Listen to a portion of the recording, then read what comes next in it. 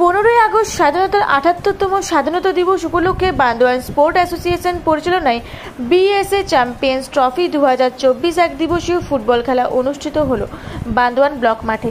এই খেলাতে মোট 8টি দল অংশগ্রহণ করে। ফাইনাল খেলায় বাংলা ফুটবল দল কেএনএস বান্দ্রিকে 1-0 গোলে পরাজিত করে। ফাইনালে জয়ী ও পরাজিত দুই দলকে একটি করে ট্রফি দেওয়া হয়। সেমিফাইনাল পরাজিত দুই দলকেই একটি করে ট্রফি দেওয়া হয়।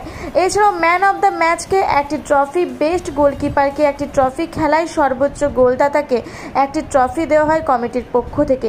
উপস্থিত ছিলেন বান্দোয়ান বিধানসভার বিধায়ক রাজীব লোচন সরেন, বান্দোয়ান থানার ভারপ্রাপ্ত আধিকারিক শ্রীকান্ত মুলা, বিশিষ্ট সমাজসেবী Jagdish Mahato, club secretary Amit Ganguly, club president Dilip Modak, এছাড়াও ক্লাবের প্রাক্তন ও বর্তমান সকল সদস্য। এই খেলা দেখতে বৃষ্টিকে অপেক্ষা আশেপাশের গ্রাম থেকে প্রচুর মানুষ খেলা দেখতে আসে। বান্দোয়ান থেকে দিব্যেন্দু মাহাতো রিপোর্ট, রূপসী বাংলা মিডিয়া।